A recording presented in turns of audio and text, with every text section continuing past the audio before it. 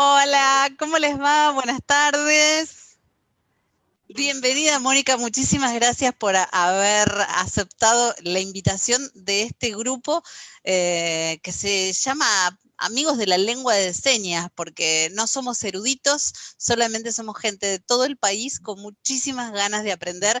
Y dijimos, ¿quién mejor que Mónica para que nos hable sobre lingüística de la lengua de señas? ¿Cómo estás, Mónica? ¿Qué tal? ¿Cómo estás, Tere? ¿Cómo están todas? Por ahora veo muchas mujeres, como siempre, este espacio tan femenino, así que yo voy a generalizar en el femenino, chicas, porque el todes me cuesta mucho, ya tengo muchos años, así que me voy a dirigir a todos, todas y todes como femeninos, ¿sí? Como son mayoría, nadie se tiene que sentir ofendida.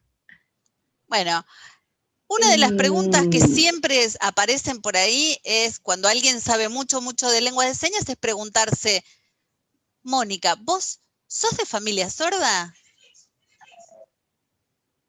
Bueno, primero déjame que voy a decir un par de cositas. Veo gente que me da mucha alegría verlas, gente que sabe un montón, tienen un grupo por las poquitas caras que estoy viendo de distintas partes del país, con con digamos, participantes hiper interesantes, así que creo que tienen que irse dando la palabra así como me la dieron hoy a mí, entre todas ustedes, porque realmente hay gente, bueno, ahora me apareció nada más y nada menos que Rosana Pamularo, entre el grupo de Caritas.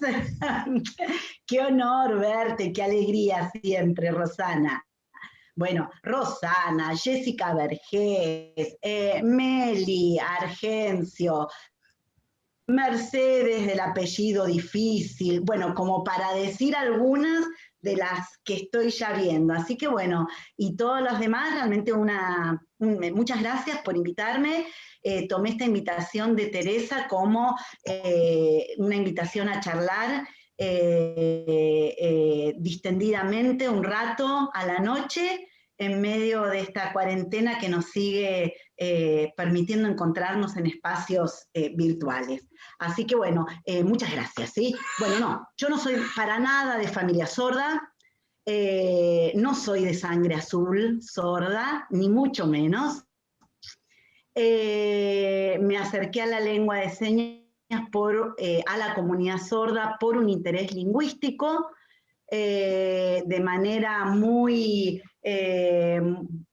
errática, esas cosas que nos pone la vida en el camino. Una vez bajando por la Facultad de Filosofía y Letras, cuando estaba haciendo mi último año de cursada de la carrera de letras, vi un cartelito que pedían en las paredes pobladas de papeles que tiene la Facultad de Filosofía y Letras de la UBA, un papelito que pedía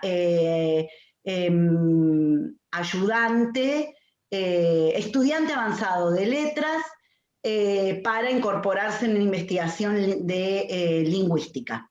Llamé y era nada más y nada menos que María Ignacia Mazzone. Me dijo, venite, yo no sabía para qué era, me dice, si estás interesada en esta convocatoria, vení que tenemos una charla con el director norteamericano de nuestra investigación y ahí te vas a enterar de qué era. Y así llegué y me dio una pila así de papeles en la primer encuentro, María Ignacia, y me dijo, léelo y nos encontramos dentro de un mes. Y ¿En qué bueno, lo lugar fuiste a leí, caer? me sorprendí, no sabía qué era todo este mundo, ni de la lengua de señas, ni de los sordos, ni de la comunidad, ni nada. Y empecé a trabajar con María Ignacia Mazzone en la investigación que en ese momento era de el diccionario de lengua de señas. Y después, bueno, me presentó en beca de investigación y ahí seguí. Y acá estamos. O sea que encontraste la lengua de señas en un pasillo de la uva, Lo se podría primero decir. son las señas a la Confederación de Sordos y ahí, digamos, tuve las grandes maestras de lengua de señas, Nonón, Elcita, Sonia en la Confederación, las primeras grandes maestras de lengua de señas de nuestro país, y me mandó también María Ignacia a que visitara las escuelas de sordo. Me dice, yo no te tengo que contar, no me tenés que creer qué es el oralismo, anda a verlo. Y empecé a visitar escuelas de sordos y no entendía nada de lo que pasaban en esas aulas. Y bueno, y así, y aquí estamos.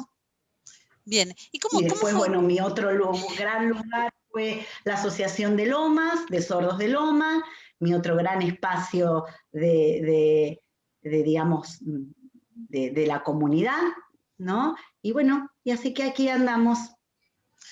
Así que encontraste la lengua de señas en un pasillo y fuiste aprendiendo de las comunidades con experiencia propia, que me imagino que es lo que recomendás a todo el mundo a la hora de querer acercarse, ¿no? a este idioma maravilloso. Digamos, sí, digamos, creo que es una lengua que hay que aprenderla con la comunidad, digamos, con la comunidad, con los maestros y lo más inserto que se pueda dentro de los espacios propios de donde vive la lengua de señas, ¿no? No hay vuelta, ¿no? No solamente maestros sordos, sino estos espacios propios de la comunidad que enseñan tanto acerca de el uso de la lengua, de las dinámicas comunicativas, de las pautas culturales, digamos, es una lengua además de una comunidad minorizada, entonces, bueno, no es lo mismo que aprender inglés, claramente, ¿no? Entonces, el respeto frente a el aprendizaje, el manejo, el uso de una lengua de una comunidad como la comunidad sorda tiene que ser muy grande, ¿no? Bien, y vamos a arrancar con esta primera pregunta que es técnica, ¿no? ¿Por qué se dice que los signos de la lengua de señas son segmentables? ¿Qué significa eso? Bueno, a ver, qué loco que les inquiete estas preguntas. No, bueno, segmentables. Segmentables es que se pueden cortar en pedacitos. Es esto, ¿sí? Ni más ni menos, ¿sí?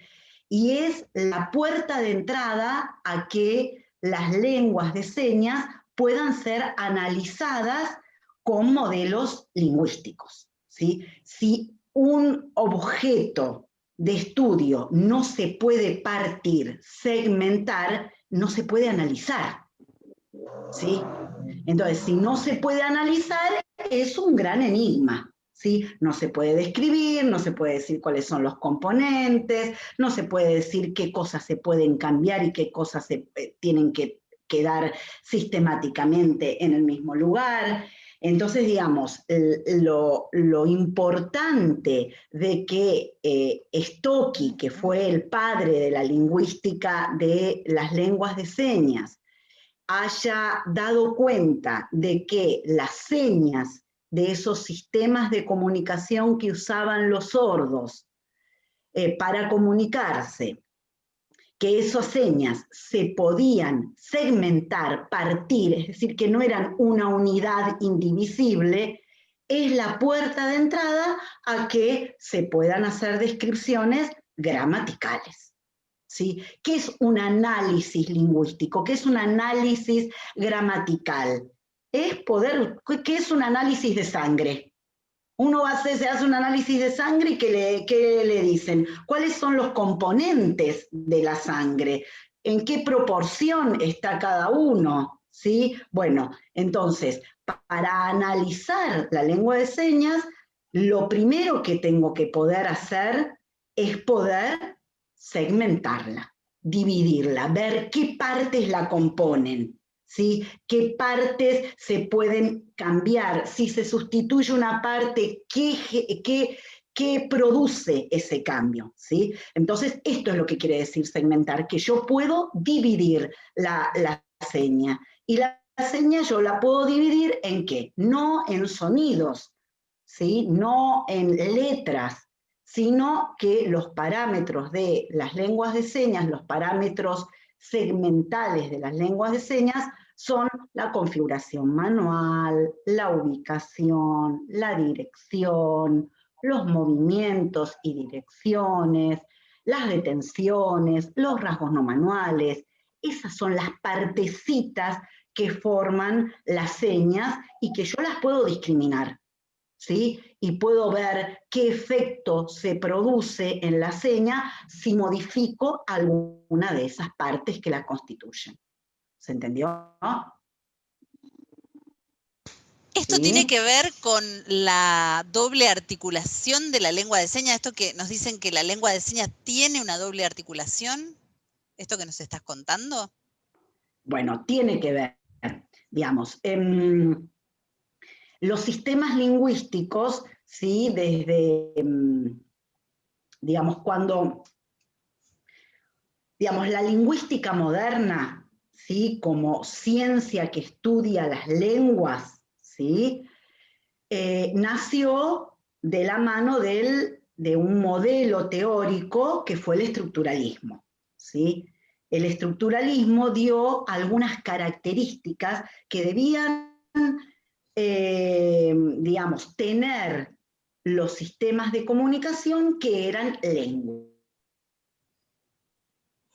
que eran idiomas, ¿sí? Unas características trascendentes que marcó, digamos, a fuego la lingüística, es que las lenguas tienen que tener doble articulación. Cuando yo hablo de doble articulación, hago referencia a que tengo un conjunto pequeño, muy limitado de elementos sin significado, cuya combinación me permite generar infinito número de unidades con significado. Esa es la doble articulación. Si lo piensan en lenguas orales, es decir, bueno, yo en el español tengo un grupito de sonidos. ¿Cuántos son los sonidos del español? Aproximadamente. Y la cantidad de letras que tenemos. No es exactamente lo mismo. No es exactamente lo mismo, pero nos la podemos rebuscar con esa, ¿sí? Porque, qué sé yo, tenemos como letra tenemos la Z, ¿sí? Y en el español argentino nosotros no pronunciamos nunca, ¿sí? Entonces no es un sonido del español argentino, ¿sí? Es un sonido del español europeo, ¿sí? Y así, bueno, variedades. Pero ¿cuántos serán los sonidos con los que el español se hace? Acá ahí, Verónica Moreno levanta la mano y le vamos a dar espacio a Verónica Moreno para que... Yo digo que son con las vocales, porque me acuerdo de haber estudiado en comunicación lingüística, con las vocales se hacen los sonidos, ¿no es cierto?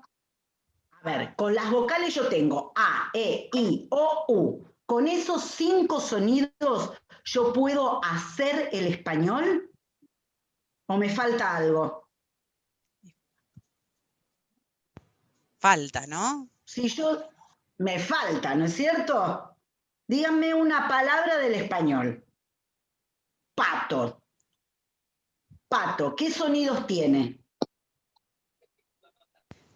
La P, la T, la A. Tengo una P, tengo una A, tengo una T, tengo una O, ¿sí?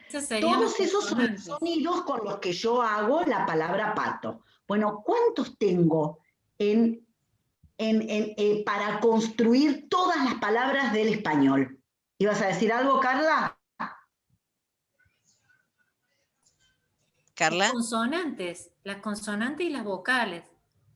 Y los diferentes tipos de combinación. Bien, ¿cuántos son? Bien, ahí alguien dice, alrededor de 20 sonidos, de 25, de 29, sí, más o menos, sí, porque hay sonidos en el español porteño que no están en el español europeo y que no están en el español puntano, ¿sí? Pero más o menos, fíjense ustedes, con qué pequeñita cantidad de sonidos yo soy capaz, yo no, digamos, el español es capaz de hacer palabras con 20, 25 sonidos. Un idioma se construye al infinito y más allá. 20 sonidos, ¿sí? Bueno, esa posibilidad de que con 20 unidades sin significado yo puedo combinarlas y hacer infinita cantidad de unidades con significados es una propiedad exclusiva de las lenguas y es la doble articulación. Eso, simple y sencillamente, eso es la doble articulación, ¿sí? Bueno, uno la piensa en lenguas orales y más o menos lo puede dimensionar. Ahora, ¿qué pasa con las lenguas de señas?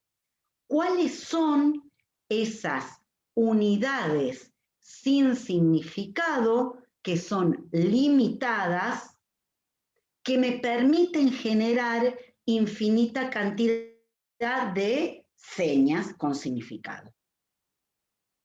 Dijimos que las unidades, los segmentos, las partecitas que constituyen las señas no son sonidos, sino que son configuraciones, movimientos, muy bien, ahí me están diciendo, configuraciones manuales, ¿sí? Las formas de la mano, las ubicaciones, las direcciones, las orientaciones, los rasgos no manuales son las unidades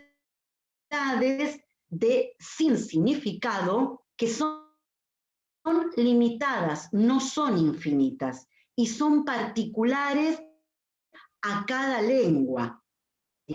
Con esos elementos yo los combino, los organizo y genero unidades con significado que sí son infinitas, ¿sí?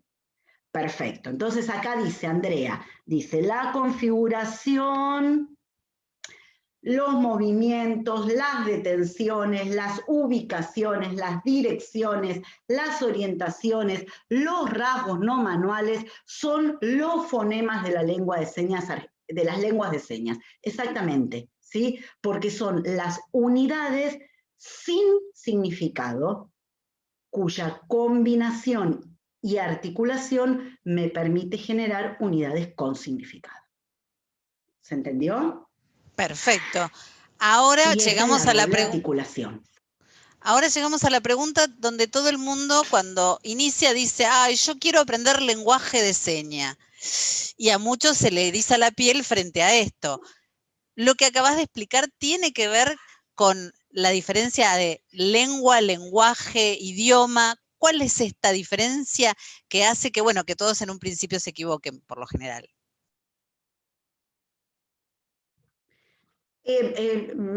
Yo les digo la verdad, a mí no me eriza tanto la piel, pero a muchos sí, y a los sordos les eriza la piel. Entonces, sumo respeto, ¿sí? Si a ellos les eriza la piel, borrado de nuestro vocabulario llamar a las lenguas de señas como lenguaje, ¿sí? Lenguaje hace referencia, ustedes digamos como usuarios del español saben que la palabra lenguaje se usa para muchas cosas, ¿sí? Uno puede decir lenguaje musical, lenguaje corporal. ¿Y a qué hace referencia cuando dice lenguaje corporal, lenguaje musical? A una forma de comunicación, ¿sí? Una forma de comunicación de manera, digamos, muy amplia, ¿sí? Sin duda, la música es un sistema muy interesante, muy maravilloso de comunicarnos, ¿sí? No es un idioma, ¿sí? Es mágico, es maravilloso, es complejo, es difícil, pero no es un idioma, no es un sistema lingüístico, ¿sí? Lenguaje lo dejamos reservado para, digamos, como sinónimo de sistemas de comunicación, cosas que nos permiten comunicarnos de una manera general, ¿sí? Las lenguas son sistemas de comunicación muy particulares, muy sofisticados, muy complejos, que tienen principios, características, sí, propiedades que lo hacen muy particular, ¿sí? Y que lo distinguen del resto de los sistemas de comunicación, ¿sí? Entonces, el lenguaje lo dejamos como forma de comunicación muy amplia, ¿sí? O, digamos, si nos metemos más en el área de la lingüística, lenguaje equivale a esa capacidad que tenemos los seres humanos para construir, para producir, para generar lenguas, ¿sí? Que es una particularidad propia de los seres humanos y no de otros seres vivos, ¿sí? Hay animales, muchos animales, que tienen sistemas de comunicación, ninguno lenguas, ¿sí? Entonces, si nosotros hablamos de lenguaje de señas, estamos poniendo a los sistemas lingüísticos de las comunidades sordas al mismo nivel que los sistemas de comunicación de los animalitos. Sí. Bien. Por eso se ofenden tanto a los sordos. Claro. ¿Sí? Entonces, nada de lenguaje, acá hay sistemas lingüísticos, lenguas, idiomas, ¿sí? Es mucho más que un lenguaje, ¿sí? O que un sistema de comunicación.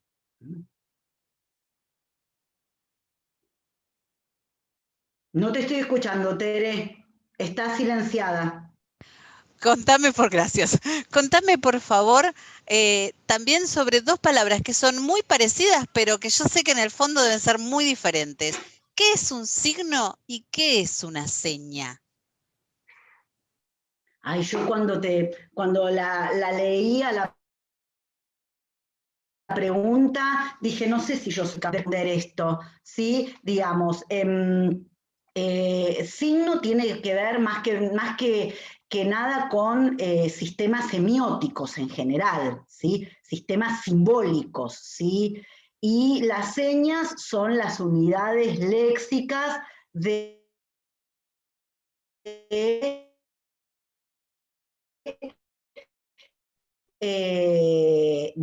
las lenguas de señas. Yo maneje, ¿sí? No sé si habrá otra acepción, o creo que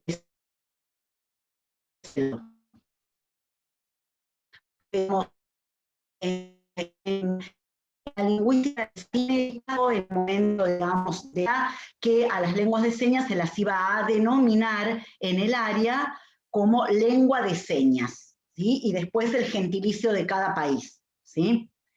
Pero la lengua de señas española utiliza la palabra signos, no sé por qué, sí les digo sinceramente, no sé por qué.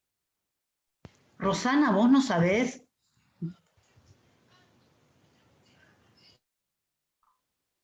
Quizás porque sea la traducción, primero saludo a todas, particularmente a Mónica y a las organizadoras, quizás porque sea una traducción literal del inglés, sign, considerando que fueron las primeras lenguas, la primera lengua en ser investigada, la lengua de señas americana. Puede ser esa una de las razones. Puede ser, pero bueno, tarea para el hogar. Gracias, Rosana. Voy a preguntar y después les voy a contar lo que aprenda, chicas. Ahora te vamos a preguntar algo que todo el mundo debe estar esperando. Es el famoso orden gramatical en la lengua de señas que tanto sufrimos los oyentes para aprender y que siempre sentimos que nunca llegamos, ¿sí? Sobre todo cuando nos enfrentamos con una persona sorda y queremos comunicarnos, se nos empieza la cabeza a funcionar de maneras rarísimas. Contanos, ¿por qué el orden gramatical que tienen? ¿Cuál es el porqué de la organización del orden gramatical? Y a esto voy a hacerle un paréntesis y contarles que nos faltan solamente 8 minutos para terminar la reunión, que cuando la reunión se termina, volvemos a entrar al mismo Zoom y continuamos si es que Mónica nos regala un rato más de tiempo.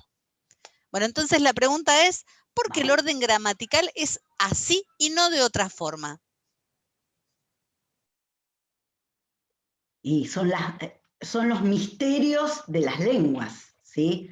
Las lenguas tienen una organización muy compleja, ¿sí? Dentro de las cuales está el orden de los elementos, ¿sí? Es una de las características de la organización particular de cada lengua. Yo les hago una pregunta, porque todos en general veo que digamos que los inquieta el orden, si quieren saber... Señas. Bueno, vamos a mirar. Esperen. Bueno, después miraremos. ¿Qué les iba a decir? ¿Qué les estaba diciendo? Esta cuestión de el orden de los elementos en la lengua de señas, ¿sí? Ahora yo les pregunto, ¿cuál es el orden de los elementos del español? ¿Ustedes saben cuál es el orden? ¿Cómo se organizan las palabras para hablar de manera eficiente, adecuada, clara en español? Sujeto, predicado que contiene el verbo, el sujeto que contiene a lo que nos referimos, básicamente. Muy básico, lo dijiste vos, todas las demás deben estar poniéndose nerviosas y diciendo, ¿cómo no sé esto? ¿Cómo si me lo pregunta Mónica, cómo no lo voy a saber? ¡Qué vergüenza! Y no debe ser distinto, y no tengo idea. ¿Y qué quiso decir Tere con sujeto y predicado? ¿De qué me está hablando? Digamos, como que no es fundamental saber reflexivamente cuál es el orden de la lengua para poder usarla de manera experta. ¿Sí? La reflexión lingüística es muy interesante, a mí me fascina, pero a los usuarios de las lenguas en general no les mueve el amperímetro, chicos. ¿Sí? Ninguno de todos ustedes que no son profesores de letra ni de gramática les importa un rábano cómo es el orden del español, y sin embargo hablan todo el tiempo en español, ¿sí? Hablan, estudian, discuten, se enojan, se felicitan, argumentan, cantan, digamos, tienen un despliegue de prácticas lingüísticas expertas en español y no saben cuál es el orden del español. ¿Sí? Entonces, primero, tranquilos, que no es necesario saber gramática del español para ser muy buenos comunicadores y usuarios del español. Y lo mismo en lengua de señas, ¿sí? Los sordos, ¿sí? A los que nosotros los atosigamos con preguntas diciéndole, ¿y cómo es el orden de la lengua de señas? Y los sordos se nos quedan mirando como diciendo, ¿qué le digo a esta persona para que se quede tranquila y no piense que yo no sé lengua de señas? Bueno, los sordos, como todos nosotros, todos ustedes, que no son gramáticos del español, pero que saben muy bien usar el español, y los sordos que saben muy bien usar la lengua de señas, no necesariamente pueden saber gramática de la lengua de señas, como ustedes no saben gramática del español. Y eso no los hace ni mejores ni peores hablantes del español, y en el caso de los sordos, de la lengua de señas, ¿sí? Entonces, dilucidado esto, vamos a meternos un poquitito en la cuestión de cuestiones de gramática de la lengua de señas, ¿sí?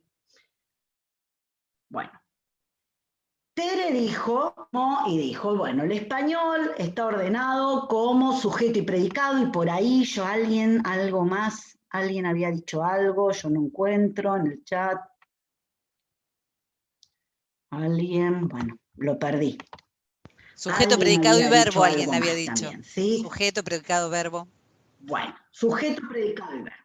Bueno, a ver, vamos a dilucidar un poquitito. Primero, digamos, esas son categorías, ahí alguien lo puso, sujeto, verbo, objeto. Bueno, es decir, ¿qué es un sujeto? ¿Qué es un sujeto? Lo que contiene el objeto al cual se le va a aplicar la acción, digo, ¿no? A ver, dame un ejemplo. A ver, acá dice Adriana, es una persona o un objeto al que se hace referencia. ¿Al que se hace referencia? ¿Para qué? ¿Quieren darme un ejemplo? La casa es grande. La casa es grande. Bueno, ahí tenemos una oración chiquitita, ¿sí? No vale, con oraciones fáciles. Es fácil hacer gramática. Vamos a animarnos a hacerla con esta oración y después vamos a imaginar lo que puede ser hacer con todas las oraciones que yo estoy diciendo ahora o que ustedes escribieron durante el chat. ¿Sí? Bueno, porque eso es una lengua. Es lo que usamos, es lo que nos permite comunicarnos y decirnos cosas interesantes, no cosas aburridas como la casa es linda. ¿Sí? Bueno, la casa es linda. ¿Cuál es el sujeto? Te maté, Tere, qué poco gentil. Bueno, ¿cuál es el sujeto? Casa, ¿sí? ¿Y por qué la casa es el sujeto? Porque es de la que estoy hablando, es de la que estoy predicando. Es el elemento, el sujeto, el objeto del que hablo, del que predico. ¿Y con qué predico especialmente? Con un verbo. El verbo es la estrella de la gramática, ¿sí? Pero justamente en esta oración, si yo digo la casa es, con un verbo divino, no digo nada. ¿Vieron qué tramposa que es la lengua?